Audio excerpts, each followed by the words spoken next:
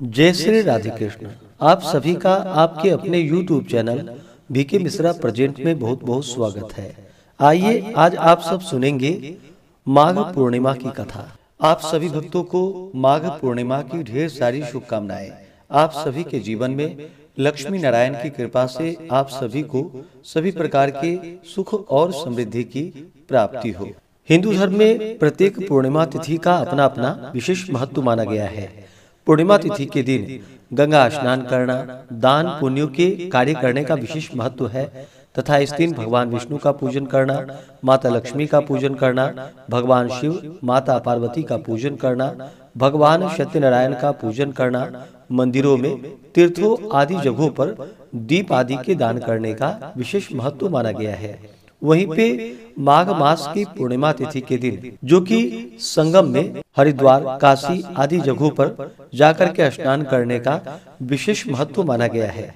इससे व्यक्ति के सभी प्रकार के पाप और ताप नष्ट होते हैं तथा सभी प्रकार के दुख और कष्ट दूर होते हैं तथा सभी प्रकार के सुख और समृद्धि की प्राप्ति होती है। पूर्णिमा तिथि प्रारंभ समय जो कि 11 फरवरी 2025 दिन मंगलवार शाम 6:57 और पूर्णिमा तिथि की जो समाप्ति है वह 12 फरवरी 2025 दिन बुधवार शाम 7:25 पे पूर्णिमा तिथि की समाप्ति है।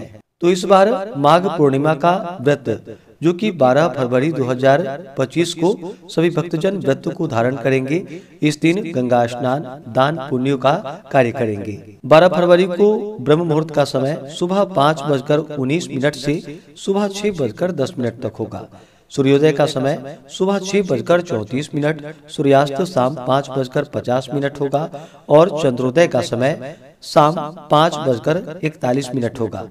पूर्णिमा के व्रत में जो कि दिन भर उपवास रह करके शाम को चंद्रोदय होने के बाद चंद्र देवता को अर्घ्य प्रदान करने के बाद यह व्रत पूर्ण माना जाता है, जो कि इसे 32 पूर्णमासी व्रत के नाम से जानते हैं। इस बार 12 फरवरी को प्रयागराज महाकुंभ संगम में जो कि अमृत स्नान किया जाएगा, जो कि यह बड़ा ही इस बार अच्छा सहयोग बन रहा है। योग जो कि पूर्णिमा तिथि के दिन सौभाग्य योग होगा सुबह 8:07 तक, उसके बाद शोभन योग होगा। पुराणों के अनुसार माघ के महीने में पूर्णिमा के दिन देवता धरती पर आते हैं और गंगा में स्नान करते हैं। इस शुभ संयोग में दान पुण्य और मंत्र से भगवान की कृपा प्राप्त की जा सकती है।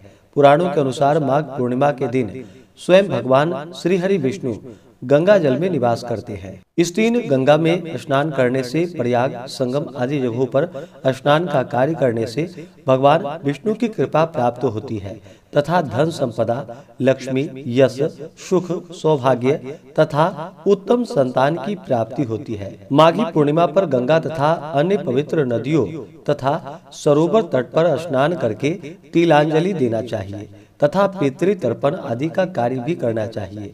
इस दिन जहाँ तक हो सके दान दक्षिणा देनी चाहिए, क्योंकि इससे 32 गुना पुण्य फल प्राप्त होता है।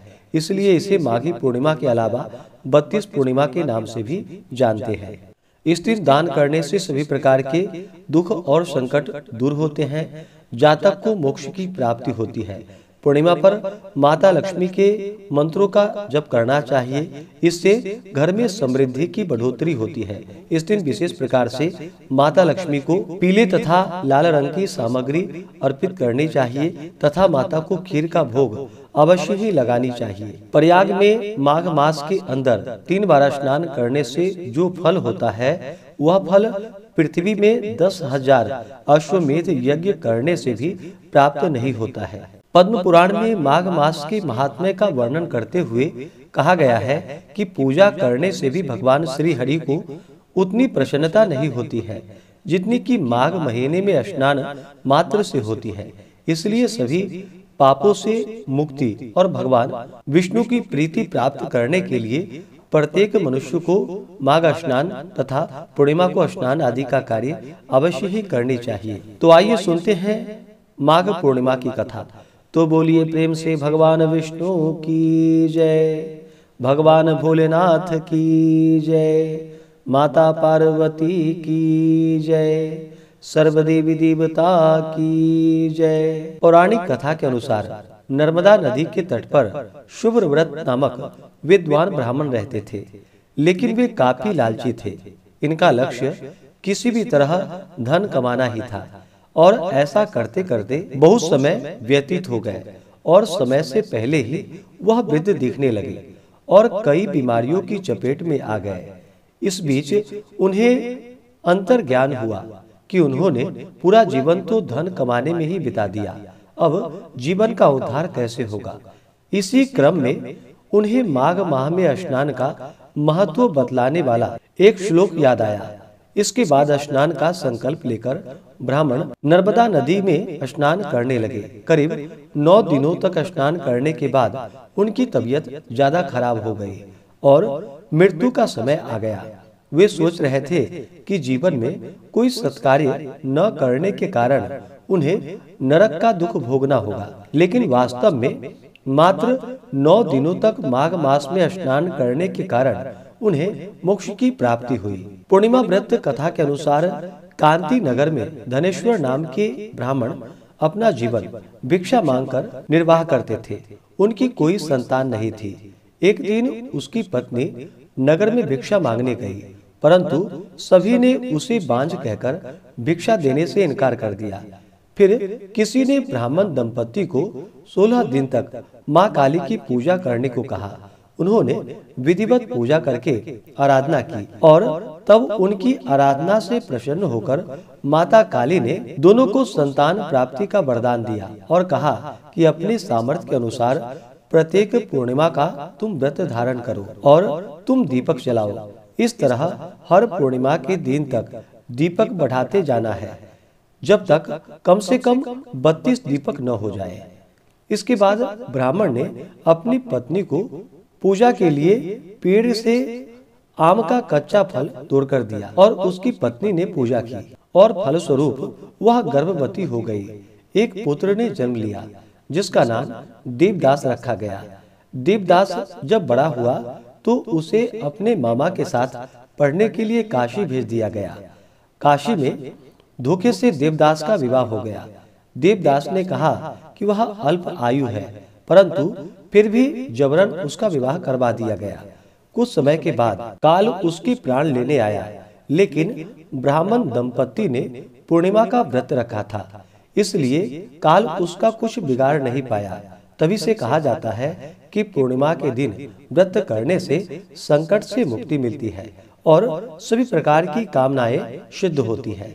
तो बोलिए प्रेम से भगवान विष्णु की जय, माता लक्ष्मी की जय, भगवान भोलेनाथ की जय, माता पार्वती की जय, सर्वदेवी देवता की जय। माघ पूर्णिमा तिथि के दिन चाहिए कि इस दिन सुबह ब्रह्म मुहूर्त में उठ करके नित्य क्रियाओं से निवृत्त हो करके गंगा नदी में, तीर्थों में, नर्मदा में, हरिद्वार, काशी, प्रयागराज आदि जगहों पर जो कि स्नान दान का कार्य करना चाहिए। और इस बार महाकुंभ भी लगा हुआ है, जो कि यह अच्छा सहयोग बन रहा है, तो जहाँ तक हो सके स्नान करना चाहिए, दान पुण्यों का कार्य करना चाहिए। इस दिन भगवान विष्णु माता लक्ष्मी का पूजन करे, भगवान शिव जी का अभिषेक करे, माता लक्ष्मी की कृपा प्राप्ति के लिए माता लक्ष्मी को खीर का भोग लगाए तथा जो भी 32 पूर्णमासी का व्रत धारण करने वाले हैं उन्हें व्रत को धारण करके शाम को जब चंद्रोदय हो जाए तो चंद्र देवता को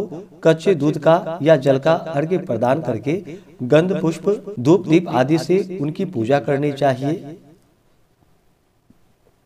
और अपनी व्रत की पूर्णता के लिए प्रार्थना करनी चाहिए। इस दिन जहाँ तक हो सके तुलसी वृक्ष के नीचे, पीपल वृक्ष के नीचे, मंदिरों में, तीर्थों आदि जगहों पर जो कि संध्या के समय में दीप आदि का दान करना चाहिए। इस दिन शुद्ध और सात्विक आहार ग्रहण करनी चाहिए। तामसिक वस्तुओं का, नशीले पदार्थों का सेवन बिल्कुल भी नहीं करनी चाहिए। आपसे जहाँ तक जो भी बन सके अन्न, वस्त्र, गौ, स्वर्ण, भूमि, द्रव्य जो भी आपका सामर्थ्य हो तो अपने सामर्थ्य के अनुसार दान पुण्यों का कार्य करना चाहिए। ब्राह्मणों को भोजन करवानी चाहिए, ब्राह्मणों को दान दक्षिणा देनी चाहिए, गरीबों की सहायता करनी चाहिए। इससे भगवत कृपा की प्राप्ति होती है। तो आशा करता हूँ कि यह जानकारी आपको अच्छा लगा हो। इसी प्रकार से ज्ञानवर्धक जानकारियाँ प्राप्त करते रहने के लिए व्रत पूजा के बारे में जानने के लिए, कथा को सुनने के लिए चैनल पे अगर आप पहली बार आए हैं तो चैनल को लाल बटन दबा करके सब्सक्राइब करें, साथ में बेल आइकन घंटी को दबाएं ताकि आने वाली वीडियो का नोटिफिकेशन आपको समय से मिलता रहे। वीडियो को लाइक करें, शेयर करें, सुखी रहें और स्वस्थ रहें। जय श्री राधे कृष्ण। धन्यवाद।